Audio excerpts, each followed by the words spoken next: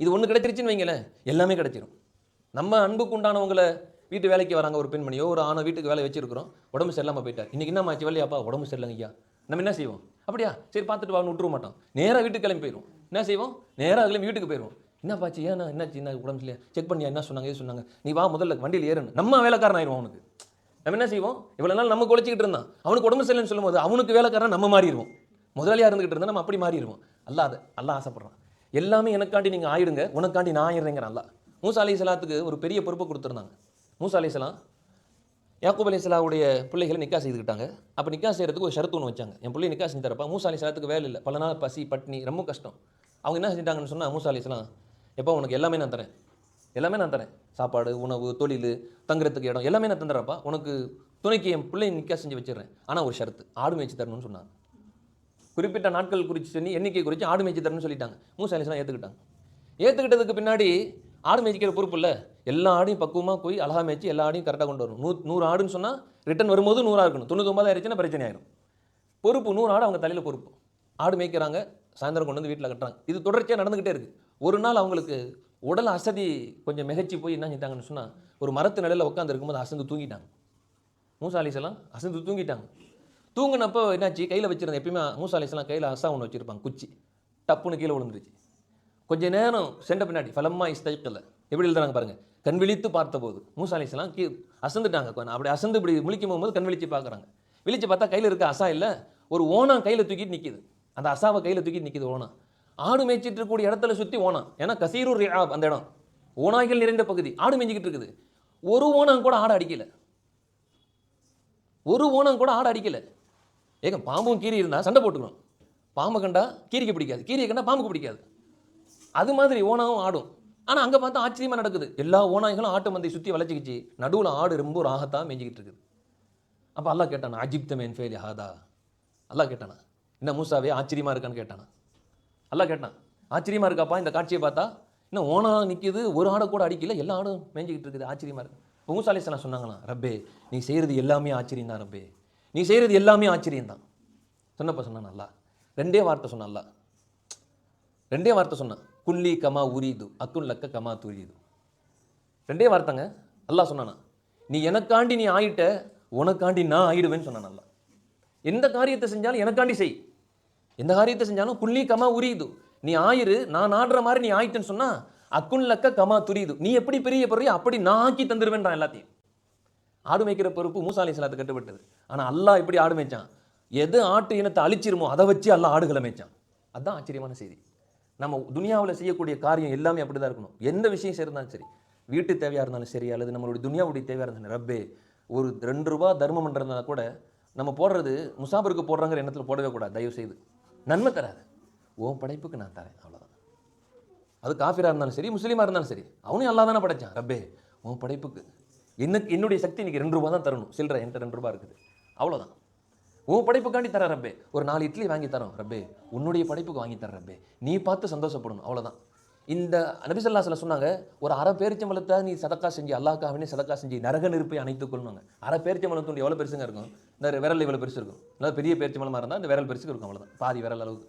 நபி ஸல்லல்லாஹு சொன்னாங்க, அல்லாஹ்வுக்காக வேண்டி நீ 1 ரூபாய் நாணயத்தை நீ 1 ரூபாய் கொடுத்தால, அரை பேரிச்சம்பழத்தை கொடுத்தாலும் கூட அது என்ன செய்யும், உன் நரக நெருப்பையே அதை அணைத்து விடும்னு சொல்லி சொன்னாங்க. எவ்வளோ பெரிய சுபச்செய்தி. அதனால் இங்கிருந்து போகிறதுக்கு முன்னாடி நம்ம எண்ணங்களை பரிசுத்தமாக்கிக்கிறணும். என் காசை கொண்டு போகிறேன், நான் போகிறேன் அப்படிங்கிற சிந்தனை தூக்கிடுங்க. அல்லாஹ் எனக்கு நசீபாக்கி தந்தான், அதுக்காக வேண்டி அல்லாவே என்னை அழைத்து செல்கிறான். உயர்வான எண்ணங்கள் ஆயிடுச்சிங்களா. நம்ம எண்ணத்தை சரி செஞ்சுக்கணும். தினம் 2 ரக்காத்து தொழு அல்லாஹ்க்கு சுக்ரியா செஞ்சுக்கிட்டே இருக்கணும். அந்த பாக்கியம் பெரிய பாக்கியம். அவனை நம்ம பரிசுத்தமாக்கி நம்ம அங்கிருந்து பாக்கியசாலியை ஊருக்கு அனுப்புறதுக்கு அதுக்கெல்லாம் நன்றி, காலம் ஃபுல்லாக நன்றி செஞ்சாலும் ஈடாகாது, காலம் முழுக்க நன்றி செஞ்சாலும் ஈடாகாது. எவ்வளோதான் நன்றி செய்ய முடியும்? ஏங்க நம்ம பாவத்தெல்லாம் அழிச்சிட்டேங்கிறான் அல்லாஹ், அதுக்கு என்ன நன்றி செய்வீங்க? ஒன்றுமே செய்ய முடியாது. அதனால் நம்ம நன்றி செய்துக்கிட்டே இருக்கணும். அல்லாஹ் திடீர்னு பொருந்திக்கிட்டான், நம்ம மேலே இறக்கம் வந்துருச்சுன்னு வைங்களேன், அல்லாஹ் வாப்பா நீ கூட்டி போயிடுவான். ஹஜ்ஜு வருஷம் செய்யவா, நீ என்னுடைய அடியா நீ செய்யப்போ, பிரியப்பட்டப்பெல்லாம் தூக்கிட்டு போயிடுவான் அல்லாஹ். நம்ம நினைப்பு ஆசைப்படுவோம், ஒரு ஹஜ்ஜோ உம்ரா செஞ்சால் நல்லா இருக்குமே, எல்லாரும் போகிறாங்களே அப்படி மனசில் ஆசை வருது, எல்லாரும் போகிறோம், வழி அனுப்பிச்சு போயிருப்போம், இவங்களுக்கெல்லாம் அந்த பாக்கியம் கிடைக்கிது ரப்பே எனக்கு கிடைக்காதா அப்படின்னு நினைப்போம். அல்லாஹ் அடுத்து துரி வாப்பா நீ என்ன ஆசைப்படுறவா நினைக்கும் போதெல்லாம் தூக்கிட்டு போயிடுவான் அல்லாஹ். அந்த பாக்கியம் நமக்கு நசீபாயிரும். அல்லாஹ் நம்ம எல்லாத்தையும் கபூல் செய்வானாக. அப்படி பரிசுத்தமான எண்ணத்தில் போய் வரத்துக்கெல்லாம் நமக்கு ஆற்றலையும் அதுக்கு உண்டான சிந்தனை, சீரிய சிந்தனை நசீவாக்கி தருவானாக. 4 விஷயம் உம்ரா சொன்னோம். அதுக்கு முன்னாடி பின்னாடி சும்மா 2 செய்தி, ஒவ்வொரு செய்தி அதை மட்டும் ஞாபகம் வச்சுக்கிறங்க. 2 செய்தி, ஒரு செய்தி. அதுக்கு முன்னாடி ஹரம் ஷெரீஃபில் எப்படிப்பட்ட புனிதமிக்க இடம் அப்படின்னு சொன்னால், அங்கு ஒரு சுபஹானல்லாஹ் சொன்னால் 1,00,000 சுபஹானல்லாஹ் சொன்ன நன்மை உலமாக்கள் சொல்லியிருப்பாங்க, கேட்டிருப்பீங்க. ஆனால் அதே மாதிரி அங்கே பாவமான சிந்தனைகள் கூட சிந்திச்சிடக்கூடாது. பாவமான சிந்தனை எண்ணங்கள் இருக்குது பாருங்கள், அதுவும் கடுமையான தண்டனை ஏற்படுத்திடும். குர்ஆன் ஆயத்துகள் ஆதாரங்கள் இருக்குது, ஹதீஸ் ஷெரீஃபில் ஆதாரம் இருக்குது. இது பயானுடைய மஜ்லிஸ் இல்லை. போகிறதுக்கு முன்னாடி ஒரு சின்ன அவேர்னஸ், நம்மளை எப்படி நம்ம தயார்படுத்திட்டு போகணும் அப்படின்னு ஒரு ஆலோசனை தானே ஒழிய, அதனால் பயான் நிகழ்ச்சியாக இருந்தால் நம்ம எவ்வளோ வேணாலும் பேசலாம், நீங்கள் கேட்கலாம், உட்காந்துருக்கலாம். எல்லாருக்கும் தேவைகள் இருக்குது, வேலைகள் இருக்குது, போகணும். எல்லாரும் வேலையை விட்டுட்டு தான் வந்துருக்கணும். அதனால் இன்ஷா அல்லாஹ் சுருக்கமாக சொல்கிறோம், அங்கே போய் ஒரு சுபஹானல்லாஹ் சொன்னாவே 1,00,000 சுபஹானல்லாஹ் சொன்னோம். 2 ரக்காத்து தொழுதிங்கன்னா ஒரு 2,00,000 அப்படியே நன்மை அடிச்சுக்கிட்டே போகலாம். ஒன்றுக்கு அப்படியே லட்சம் தான், லட்சக்கணக்கில். அதனால் அங்கே போய் நம்மளுடைய சிந்தனைகள் எப்படி இருக்குன்னு சொன்னால், எந்த நேரம் கிடைக்கும் போதெல்லாம் காபாவுக்கு ஓடிடணும், நேரம் கிடைக்கும் போதெல்லாம் காபத்துல்லாக்கள் ஓடிடணும். ஓடி போய் சும்மாவது உட்காந்துக்கணும். வேடிக்கை பார்த்தா நன்மை தரங்கிறான்ல. துனியாவில் 3 விஷயம் வேடிக்கை பார்த்தா நன்மை, சும்மா அப்படி பார்த்தாலே நன்மை. அதில் ஒன்று காபத்துல்லாவை பார்த்துக்கிட்டே இருந்தால் நன்மை எழுதிக்கிட்டே இருக்கும். ரப்பே உன் இல்லத்தை பார்த்து கொண்டே இருக்கிறார், அவ்வளோதான். நன்மை எவ்வளோன்னு மலக்குமார்களுக்கே தெரியாது. நன்மை எவ்வளோன்னு மலக்குமார்களுக்கு அல்ல அளவு சொல்லலை. 1,00,000 நன்மை எழுது அதெல்லாம் சொல்லலை. காபாவே பார்த்துக்கிட்டு இருக்கிறார். செகண்டுக்கு ஏறுங்க. ஒரு தொழில் இன்வெஸ்ட் பண்ணுனா மாதம் 10,000 கிடைக்கும்னா முதல் நம்ம தான் இன்வெஸ்ட் பண்ணுவோம். மாதம் 10,000, மாதம் 10,000, மாதம் 1 டான் மெசேஜ் 10,000 கிரெடிட் ஆயிடுச்சு, 10,000 கிரெடிட் ஆயிடுச்சு. எவ்வளோ சந்தோஷமாக இருக்கும். அங்கே ஒரு செகண்டுக்கு காபாவை பார்த்து கொண்டே இருக்கிறார், பார்க்குறாரு, எழுதிக்கிட்டே இருக்கப்படும். அதுக்கு நன்மை என்னன்னு மலக்குகளுக்கே தெரியாது, அல்லாஹ்வுக்கு தான் தெரியும். அதனால் அங்கே போய் நம்ம நேரங்களை வீணடிச்சிடாமல், அங்கே இங்கே கடைவீதிகளில் சுற்றிடாமல் நம்ம என்ன செய்யணும், முடிஞ்ச அளவுக்கு காபத்துல்லாவில் போய் தொழுகணும்னு ஆசைப்படுறோம். 5 நேரம் தொழுகைக்கும் உள்ளே போகணும்னு ஆசை. ஒரு 15 நாள் நம்மளுடைய எல்லா விஷயத்தையும் ஒத்தி வச்சிடணும். 15 நாளுங்க 3 நேரம் விடாமல் சாப்பிட்றோம், ரமலானுடைய காலங்களை தவிர. ஒரு நேரம் தவறிட்டாலும் அடுத்த நேரத்தில் சேர்த்து கலா செஞ்சுக்கிறோம். நம்ம காலையில் சாப்பிடலாமா, சேர்த்து வை அப்படின்னு சொல்லிடுவோம். இது மனித இயல்பு. இது குறையெல்லாம் சொல்லலை, இது குறையல்ல. நம்ம பசியை நம்ம நிறையா சாப்பிட்றோம், அது மார்க்கம் தடையணும் சொல்லலை. அங்கே ஒரு 15 நாள் சாப்பாடெல்லாம் பார்க்கக்கூடாது. ஒரு 15 நாள் அல்லாஹ்வுக்காக வேண்டி அங்கே கிடைக்கிற வரைக்கும் ஆஃபர் அள்ளி தள்ளிடணும், நன்மை குமிச்சு தள்ளிடணும். அல்லாஹ்கிட்ட போய் கெஞ்சணும், அழுகணும், துவா செய்யணும். இங்கே துவா செய்யக்கூடிய மெத்தேடு வேறு, காபத்துல்லாவுக்குள்ள உள்ளே போய் துவா செய்கிற மெத்தேடு வேறு. இங்கே துவா செய்கிற மெத்தேட் இருக்கு பாருங்க, யா அல்லாஹ் எனக்கு கிருபை செய்டா ரப்பே, என்னை அருள் புரிடா ரப்பே, என் பாவத்தை மன்னிடா ரப்பே, இப்படி தான் துவா செய்வோம். அங்கே போய் துவா செய்கிற மெத்தேடு வேறு மாதிரி. இன்ஷா அல்லாஹ் அது உள்ளே வரும்போது சொல்லுவோம். அப்போ அந்த புனிதமான இடம் முடிஞ்ச அளவுக்கு நேர காலங்களை சுருக்கி நேராக போய் என்ன செய்யணும், காபத்துல்லாஹ் போய் சும்மாவாது காபா பார்த்துக்கிட்டேவாது உட்காந்துடணும். காபா மட்டும் தான் பார்க்கணும். காபா சுற்றுற மக்கள் எல்லாம் யாரையும் பார்க்கக்கூடாது. ஏன்னா உலக மக்கள் எல்லாம் அங்கே வந்து ஒன்று சேர இடம். நெட்டையாக இருப்பான், குட்டையாக இருப்பான், மூக்கு சப்பையாக இருக்கும், காது சின்னதாக இருக்கும். திடீர்னு பார்த்தா ஒருத்தன் ஆள் நெடுன்னு பனைமரம் மாதிரி இருப்பான், ஆள் 7 அடி 8 அடிலாம் இருப்பாங்க. ஆள் கருப்பாக இருப்பான், வெள்ளையாக இருப்பான், ஒரு மாதிரியாக இருப்பான், திடீர்னு வெள்ளையாக இருக்கும். யாரையும் பார்க்கக்கூடாது, காபா மட்டும்தான். மக்களை பார்த்தா ஏன் இவன் கருப்பாக இருக்கான், இவ்வளோ வளர்த்தியாடா, இன்னும் இவ்வளோ குட்டையாக இருக்கான், இன்னும் இப்படி இருக்கான். அங்கே போய் அடுத்தவனுடைய குறையை பார்த்துடக்கூடாது. அதனால தான் தவாஃப் செய்யும் போதும் கூட என்ன செய்யக்கூடாது, மக்களை பார்க்கக்கூடாது, காபாவையும் பார்க்கக்கூடாது, தரையை மட்டும்தான் பார்த்துக்கிட்டே போகும். தரையை தான் பார்க்கணும், காபாவை கூட பார்க்கக்கூடாது. ஏன்னா காபாவில் அங்கே வரக்கூடிய அந்த உயிரினங்கள், அது உயிரினமாக நம்ம கண்ணுக்கு தெரியலாம். எல்லாம் மலக்கா கூட இறக்கி வைக்கலாம். பறவைகள் வந்து பறக்கும், ஏதாவது சின்ன சின்ன குருவிகள் உட்காந்துருக்கும், ஏதாவது கொசுகள், சின்ன சின்ன பூச்சிகள் உட்காந்துருக்கும், என்ன வேணாலும் அங்கே இருக்கும். ஆமாம், அங்கே போய் பார்த்துட்டு என்ன இவ்வளோ புனிதமிக்க காபால ஒரு குருவி வந்து உட்காந்துருக்கு, ஏதாவது நஜீஸ் பண்ணிட்டா என்ன ஆகுது. அங்கே போய் நம்ம என்ன செய்வோம், உயர்வான நோக்கத்தில் போய் உட்காந்துட்டு அடுத்த குறையை பார்த்துக்கிட்டு இருக்கக்கூடாது. அதனால் காபா தவாஃப் செய்யும் போது என்ன சொல்லுது மார்க்கம், காபத்துல்லாவை பார்க்காதீங்க, தரையை பார்த்துக்கிட்டே போங்க, பிறர் குறையை பார்த்துடாதீங்க, மக்களையும் பார்த்துட்டு போகக்கூடாது. நம்மளாம் என்ன பண்ணணும், அங்கே போயிட்டு முதல் சுத்து, இது 2வது சுத்து, 3வது சுத்தில், 4வது சுத்தில் ஃபேஸ்புக்கில் ஆடாகிட்டே இருக்கும். இங்கே நன்மை வெளியே போய்கிட்டே இருக்கும். உயர்வான என்ன எங்கேயாச்சு இல்லை செல்ஃபோனுக்குள்ளே போயிடுச்சு. முதல் சுத்தில் சுற்றும் போது, 2வது சுத்தில் எத்தும்போது, ஹஜ்ருல் அஸ்வத் கல்லை முத்தம் கொடுக்கும்போது இப்படியே போகும், கல் பக்கத்தில் அப்படியே வச்சுக்கிட்டே போகும். எல்லா நன்மையும் வீணாக போயிடும். துவக்கத்தில் ஒரு ஆயத்தொன்று ஓதணும், நல்லா ஞாபகம் வச்சுக்கோங்க. இது வந்து இங்கே மட்டுமல்ல, வாழ்க்கையில் மௌத்து வரைக்கும் இந்த ஆயத்தை மறந்துடாதீங்க. யாயுஹல்லது நாமனு துஹுலு ஃபி ஸில்மி காஃபா, இஸ்லாத்துக்குள்ளே முழுமையாக நுழைங்கன்னு ஆயத்தினுடைய சுருக்கமான கருத்து. இஸ்லாத்துக்குள்ளே முழுமையாக வாங்கணும். இந்த ஆயத்து இறங்கினதுக்கு காரணம் எழுதுவாங்க. இந்த ஆயத்துக்கு ஏதாவது ஒரு நிகழ்வு நடக்கும்போது காரணம் இந்த ஆயத்து இறங்கும். ஒரு நிகழ்ச்சி நடந்துகிட்டு இருக்கு, ஒரு விஷயங்கள் நடக்குதுன்னா அல்ல ஆயத்தை இறக்கி வைப்பான். நபியே இது இப்படி செய்யுங்க, இதுக்காக வேண்டி இப்படி செய்யக்கூடாது, இப்படி தான் செய்யணும். ஒன்றும் செஞ்சிட்டு இருக்கிற காரியத்துக்கு முடிவு சொல்லுவான், இல்லை செய்யக்கூடிய காரியம் தப்பு, இப்படி செஞ்சுக்கன்னு திருத்த சொல்லுவான். அல்ல இல்லாட்டி செஞ்சிட்டு இருக்க காரியம் சிறப்பானது, இது இவ்வளோ பெரிய சிறப்புக்குரியதுன்னு சொல்லுவான். இது 3 விஷயம் தான் இருக்கும் மையமாக. அந்த ஆயத்து இறங்கினதுக்கு காரணத்தை குர்ஆனுடைய விரிவுரையாளர்கள் தப்சீரில் பதிவு செய்கிறாங்க. என்னன்னா, அப்துல்லாஹ் இப்னு சலாம் ரலியல்லாஹு அன்ஹு சொல்லக்கூடிய ஒரு சஹாபி. அந்த சஹாபி என்ன செஞ்சாங்கன்னா, யூதராக இருக்கும்போது ஒட்டகக்கறி சாப்பிட மாட்டாங்க. இஸ்லாத்துக்கு வந்ததுக்கு பின்னாடி ஒரு விருந்து நடக்குது, ஒட்டகக்கறி வந்து வைக்கிறாங்க. ஒட்டகக்கறி வைக்கிறப்ப இது ஒட்டகக்கறியா அப்படின்னு முகம் சொல்லிக்கிறாங்க. இது ஒட்டகக்கறியா, சாப்பிட மாட்டோமே அப்படின்னு சிந்தனை மனசில் வருது. அதை தொடல அல்லாஹ் ஆயத்தை இறக்கிட்டான். என்ன தெரியல ஆயத்து இறக்குனா, உதுஹுலு ஃபி ஸில்மி காஃபா, நபியே நீங்கள் சொல்லுங்கள் அவர்கிட்ட இஸ்லாத்துக்குள்ள முழுமையாக வர சொல்லுங்கள். எங்க நபி ஸல்லல்லாஹு அலைஹி வஸல்லம் கரம் பிடிச்சி ஈமான் ஏற்றுக்கொண்ட சஹாபி. இப்போ அவர் யார், அப்துல்லாஹ் இப்னு சலாம் ரலியல்லாஹு. மார்க்கத்தில் அனுமதிக்கப்பட்ட ஒரு வஸ்துவை சாப்பிடல அப்படிங்கிறது லேசாக அப்படி சரிக்கிறாரு, முகம் சொல்லிக்கிறார். நான் டீ குடிக்க மாட்டேங்கன்னு ஒதுக்கும்போது அது மாதிரி ஒட்டக்கறி சாப்பிட மாட்டோமே அப்படின்னு இப்படி ஒதுக்குனார். அல்லாஹ் ஆயத்திறக்கிட்டான். இஸ்லாத்துக்குள்ள முழுமையாக வல்ல வர சொல்லுங்க, இந்த முழுமையாக வரலன்னு சொல்லிட்டான் அல்லாஹ். மனசுல தான் பெரிய தப்புலாம் செய்யல, திருடுல, ஒரு வெட்டுல, கொலை பண்ணல, எதுவும் பெரிய தப்புலாம் செய்யல. லேசா மனசுல அல்லாஹ் கூடுன்னு சொன்னதை இவங்க ஒதுங்கிக்கிட்டாங்க. கொஞ்சம் மனசுக்கு பிடிக்கல, ஒதுங்கினாங்க. அல்லாஹ் சொன்ன இஸ்லாத்தை விட்டு ஒரு வெளியே போயிட்டாரு, முழுமையாக உள்ள வர சொல்லுறாங்க. நம்ம நினைச்சு பாருங்க, வாழ்க்கையில் எத்தனை காரியம் நம்ம பெரியத்துக்கு தான் செய்வோம். நம்ம பெரியப்பட்டாங்க தொழுவிக்கே வரும் பள்ளியாசலுக்கு. நம்ம பெரிய பள்ளினா போகிறதில்ல. வாங்க சொல்லுவாங்க, பள்ளியாசல் கிராஸ் பண்ணி தான் போவார். அதனால் போகிறதுக்கு மனசு ஓப்பா ஏதோ மண்டையில் ஒரு மாதிரியா ஒரு டென்ஷனாக இருக்குது வாழ்க்கையில் அப்படின்னு சொல்லிட்டு வெளியே போயிடுவார். அவ்வளோதான். எப்படிங்க இருக்குது? சின்ன காரியம் மனசு லேசாக சடைஞ்சாரு, இஸ்லாத்துக்குள்ளே வர சொல்லுன்ட்டான்ல, முழுமையாக நுழைய சொல்லு, இஸ்லாத்துக்குள்ளே முழுசா வரலன்னு சொல்லிட்டான்.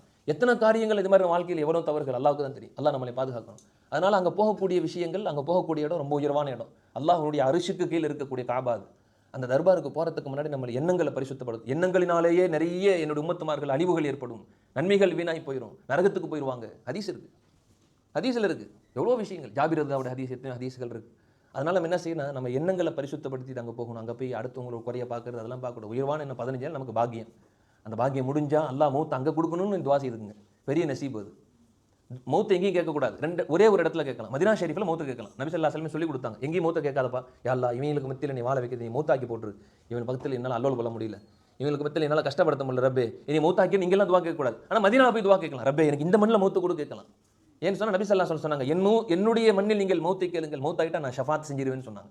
நான் அப்படியே கைப்பிடிச்சு சொர்க்கத்துக்கு கூட்டு போயிடுவேன்னு சொன்னாங்க. எவ்வளோ பெரிய நசீபு, புனிதமான இடம். அந்த இடத்தினுடைய கண்ணியங்கள் என்னன்னு நமக்கு தெரியாது, நபிமார்களுக்கு தெரியும், அல்லாஹுக்கு தெரியும். அதனால் இங்கிருந்து போகும்போது முதல் என்ன செய்யணும், துவா செய்யணும், ரப்பே அந்த இடத்தினுடைய கண்ணியங்கள் சீர்குறையாத அளவிற்கு என்னை காப்பாற்றின்னு துவா செய்யணும். ரப்பே அந்த இடத்துக்கு புனிதம் என்னன்னு எனக்கு தெரியாது ரப்பே, நான் முட்டாளு, நான் ஒன்றும் இல்லாதவன், ஒன்றும் தெரியாதவன், அந்த இடத்துக்கு எவ்வளோ மதிப்பு, என்ன சிந்தனையில் எப்படிப்பட்ட நிலையில் வரணும்னு எனக்கு தெரியாது ரப்பே. அதனால் என்னை அந்த இடத்துக்கு போனால் எப்படி கண்ணியமாக நடந்தால் உனக்கு பிடிக்குமோ அது மாதிரி என்னை நடக்க வச்சிரு, அது மாதிரி என்னை அந்த இடத்துல இபாதை செய்ய வச்சிரு, அது மாதிரி என்னை நடக்க வச்சிரு அப்படின்னு துவா செய்யணும். முதல் துவாவே அதான் செய்யணும். ரெண்டாவது, ஏராம் கட்டுறதுக்கு முன்னாடி, ஏராம் கட்டணும். முதல் விஷயம் சொன்னோம், ஏராம் கட்டணும். அந்த ஏராம் கட்டுறதுக்கு முன்னாடி நல்ல முறையில் குளிச்சிக்கணும். சூழ்நிலைகள் நல்லாக இருந்தால், குளிச்சா சளி பிடிக்கும், காய்ச்சல் இருக்குது அப்படின்னா ஒது செஞ்சுக்கிறலாம் போதுமானது, ஒது செஞ்சுக்கிறலாம் போதுமானது. நம்ம என்ன செய்யணும், ஏராம் கட்டுறதுக்கு முன்னாடி குளிச்சிக்கிறணும். குளிச்சுக்கிட்டு என்ன செய்யலாம், உடம்புல அத்தர் பூசலாம். அந்த அத்தர் வந்து எஹராம் துணியில் பற்றக்கூடாது. எஹராம் துணியில் பட்டுச்சுன்னா ஒரு ஆடு அறுத்து கொடுக்கணும். அதனால் எஹராம் ட்ரெஸ்ஸில் எப்பயுமே போகிறோம் கமகமன் அத்தர் வாசம்லாம் இருக்கணும். யாரும் அத்தரை தடவிடாதீங்க. எஹராம் ட்ரெஸ்ஸில் பெண்கள் அவங்க உடுத்துற ஆடை தான் எஹராம் உடை, அதுக்குன்னு தனி எஹராம் உடையெல்லாம் கிடையாது. அதுக்குன்னு பெண்கள் தனியாக போய் வெள்ளை ட்ரெஸ்ஸாக தான் போடணும் அப்படின்லாம் அவசியம் இல்லை. மார்க்கம் அப்படி சொல்லலை. அவங்க உடுத்தக்கூடிய ஆடையே அவங்களுக்கு எஹராம் ட்ரெஸ் தான். எந்த ட்ரெஸ், புர்காவா அல்லது வேறு ஷால், வேறு என்ன போடுறீங்களோ அதுதான் எஹராம் ட்ரெஸ், அவ்வளோதான். ஆண்கள் எஹராம் உடைய அணியும் போது என்ன செய்யணும்னா, அத்தர் நறுமணம் பூசிடக்கூடாது, எஹராம் ட்ரெஸ்ஸில் பற்றக்கூடாது. ஒரு முறை இல்லை, 2 முறை 3 முறை கூட சோப்பு போட்டு உடம்புல போட்டு குளிச்சிக்கிறலாம். குளிச்சுட்டு எஹராம் ட்ரெஸ்ஸு கட்டிட்டு 2 ரக்காத் தொழுகணும். 2 ரக்காத் தொழுதுட்டு துவா செய்யணும். எப்படி துவா செய்யணும் தெரியுங்களா, எஹராம் உடைய கட்டிட்டு துவா செய்யணும். ரப்பே என்னுடைய வெளிரங்க அழுக்க பரிசுத்தமாக்கிட்டேன். அழுக்க அரைஞ்சி சோப் போட்டு குளித்தோம், கல்லமாவை போட்டால் இன்னும் க்ளீன் ஆகும். வேறு ஏதாவது இப்போல்லாம் லிக்விட் ஐட்டம் நிறையா வந்துருச்சு, நவீன கண்டுபிடிப்பில் போட்டால் உடம்பே பரிசுத்தமாயிருச்சு. நீங்கள் வெளிரங்க அழுக்கு சுத்தப்படுத்திடலாம். அல்ல வெளியே தோற்றத்தெல்லாம் பார்க்குறதெல்லாம் இல்லை, வலாக்கியம் குறிலா குலூபிக்கும், உள்ளத்தை தான் எல்லாம் பார்க்குறேங்கிறான். அப்போ அந்தரங்க அழுக்கு என்னான்னு தெரியாது. அல்லாட்டு துவா செய்யணும், ரப்பே நான் வெளிரங்கத்தில் நான் பரிசுத்தமாயிட்டேன் ரப்பே, அந்தரங்கத்தில் ஒரே சாக்கடை, ஒரே அழுக்கு, உனக்கு பிடிக்காத சிந்தனை, உனக்கு பிடிக்காத காரியத்தில் மனசு லகிக்குது, உனக்கு பிடிக்காத காரியத்தில் மனசு லகிக்குது, உனக்கு பிடிச்ச காரியத்தை லயிக்க மாட்டேங்குது. எல்லாரும் இப்போ உட்காந்து 10 ரக்காத்து தொழுவுங்க அப்படின்னு சொல்லியாச்சு. என்னடா ஒரு நாள் நல்லா தான் பேசிட்டு இருந்தார், இப்படி ஆகிட்டார், யார் பெத்த பிள்ளையோன்னு சொல்லுவோம். எல்லாரும் 20 ரக்காத் தொழுவுங்கன்னு சொல்லியாச்சு. நான் ஃபீல் எல்லாத்துக்கும் 20 ரக்காத் தொழுதான் டிக்கெட் கையில் தருவோம்னு சொல்லிட்டோம் வைங்களேன், போயா தேவையில்லைன்னு. எத்தனை வேலையில் விட்டு வந்திருக்கோம், 10 ரக்காத் தொழுதான், இதுதான் போ, மனசு லகிக்க மாட்டேங்குது. ஒரு கொஞ்ச நேரம் 10 நிமிஷம் எல்லாரும் செல்லு பாருங்க, ஒரு உடனே ஆரம்பிச்சிடலாம்னா டக்குன்னு எல்லாம் செல் எடுத்து நோண்டுவோம். செல் எடுத்து நோண்டுவோங்க, இபாதத் செய்யறதுக்கு மனசு வர மாட்டேங்குது. பிரியப்படாது. எல்லாரும் 1000 தடவை சுப்ஹானல்லாஹ் சொல்லுங்க, 1000 தடவை லா இலாஹ இல்லல்லாஹ் சொல்லுங்கண்ணா. நாங்கள் சொல்லிக்கிறேன் செலுத்து, நீ பக்கத்தில் பேசிக்கிட்டே நெஞ்சு வெளியே போயிடும். அல்லாஹ்வுக்கு பிடிச்சமான காரியத்தில் மனசு லயிக்க மாட்டேங்குதுல்ல, அப்போ தவறான சிந்தனைக்கு ஆசைப்படுது, மனசு பிரியப்படுது. அப்போ அல்லாஹ்ட்ட துவா செய்யணும், ரப்பே உனக்கு பிடித்தமான காரியத்தில் என் உள்ள லயிக்க மாட்டேங்குது, உள்ள ஃபுல்லாக சாக்கடை அழுக்கு, ஒரே பலா, அந்தரங்கத்தை நீ தான் ரப்பே பரிசுத்தப்படுத்தணும். துவா செய்திடணும். துவா செய்துட்டு நியத்து வைக்கணும். அரபியில் தெரிஞ்சால் அரபியில் சொல்லிக்கிறலாம், தப்பு இல்லை. தெரியலனா தமிழ்லே சொல்லிக்கலாம். ரப்பே உம்ரா செய்ய நாடி விட்டேன், இதை ஏற்றுக்கொள்வாயாக, எனக்கு லேசாக்கி தருவாயாகன்னு துவா செய்யணும். நியத்து வச்சுக்கிறோம். நியத்து என்னன்னு சொல்லுங்கள், ரப்பே நான் என்ன செய்யணும், உம்ரா செய்ய நான் நாடி விட்டேன், தயாராகிட்டேன், லேசாக்கி தருவாயாக, ஏற்றுக்கொள்வாயாக, அவ்வளோதான். அவ்வளோதான், முடிஞ்சிருச்சு. அல்லாஹும்ம இன்னி உரீதுல் உம்ரத ஃபதகப்பல்ஹா வயஸ்ஸிர்லி, எனக்கு ஏற்றுக்கொள்வாயாக, அதை லேசாக்கி தருவாயாக. எந்த நியத்திலையுமே எஸ்ஸிர்ஹாலின்னு சொல்லி கிடையாது. இதில் மட்டும்தான் ஏன் காரணங்கிறது கடைசியில் சொல்லும் ஒரே வார்த்தையில். அப்போ முதல் விஷயம் நாங்கள் எஹராம் கட்டுறதுக்கு முன்னாடி ஒரு செய்தி, நல்ல முறையில் குளிச்சிக்கிறணும். சூழ்நிலைகள் இருந்தால் குளிச்சிக்கலாம், இல்லை குளிச்சா புது தண்ணி சேரும் சேராது, அங்கே ஹரமில் போய் கூட குளிராக இருக்குது அப்படின்னா உதவு செஞ்சுக்கலாம், தப்பு இல்லை. உதவு செஞ்சுக்கிறணும், சுத்தமான முறையில் உதவு செஞ்சுட்டு எஹராம் கட்டிட்டு 2 ரக்காத்து தொழுது துவா செய்துக்கணும். துவா செய்துட்டு நியத்தை வச்சுட்டு 3 தடவையாவது குறைஞ்சபட்சம் தல்பியா சொல்லிடணும். 3 தடவையாவது குறைஞ்சபட்சம் என்ன செஞ்சிடணும், அது வாஜிபு. 3 தடவையாவது தல்பியா சொல்லிடணும். லப்பைக் அல்லாஹும்ம லப்பைக் லப்பைக் லா ஷரீக லக லப்பைக் இன்னல் ஹம்த வன் நிஅமத லக வல் முல்க் லா ஷரீக லக். ஒரு தடவை அது மாதிரி 3 தடவையாவது குறைஞ்சது சொல்லிடணும்.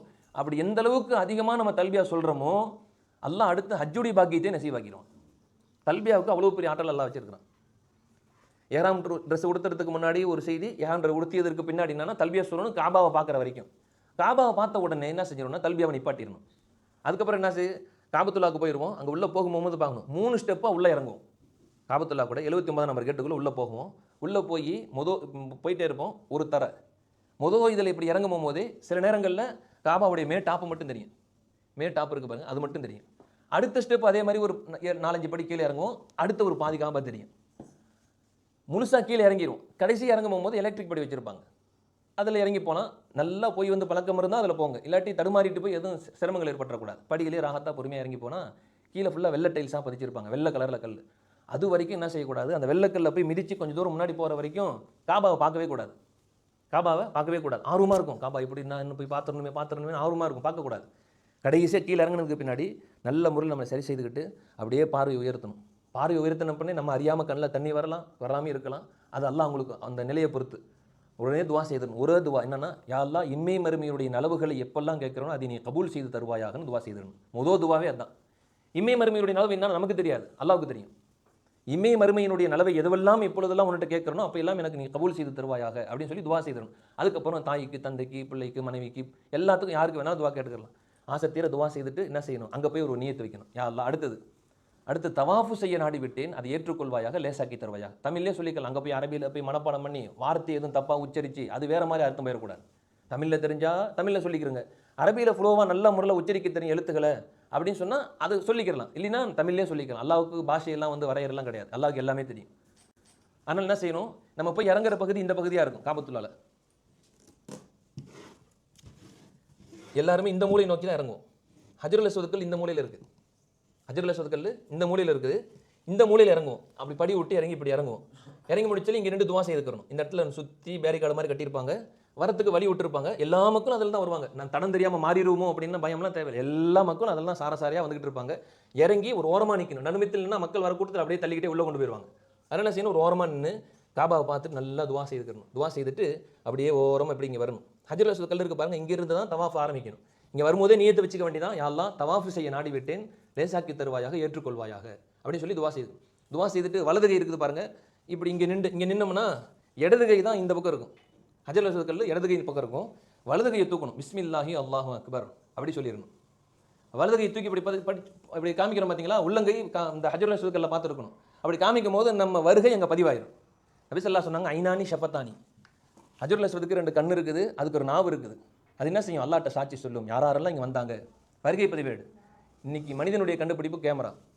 நம்ம யார் வந்தால் கரெக்டாக சொல்லிடும். அது அல்லாஹ்வுடைய படைப்பு. அது என்ன வேணாலும் செய்யும். யார் வந்தா, என்ன சிந்தனையில் வந்தா, என்ன நோக்கத்தில் வந்தா எல்லாமே சொல்லும்.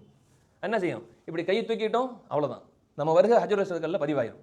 இன்னாருடைய மகனார், இன்னாருடைய மகளார் அல்லது இன்னாருடைய மனைவி இங்கே வந்து உம்ரா செய்யறதுக்கு என்னிடத்தில் ஆஜராகி விட்டார்கள், பதிவாயிடும். தவாஃப் 7 முறை இங்கிருந்து ஆரம்பிக்கும்.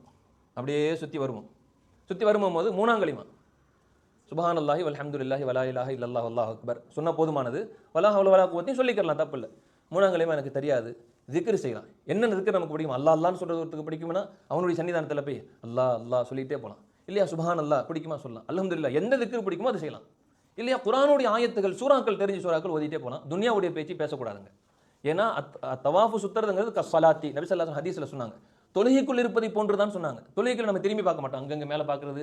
தக்பீர் கட்டிட்டா தொழுகிற இடத்த தான் பார்ப்போம், சஜ்தா செய்கிற இடத்த தான் பார்ப்போம். அது மாதிரி தவாஃபு சுற்றும் போகும்போது நம்ம என்ன செய்யணும், வேடிக்கை பார்த்துடக்கூடாது. அங்கே வரா இங்கே வர யார் என்ன ஏது அப்படிலாம் பார்த்துடவும் கூடாது.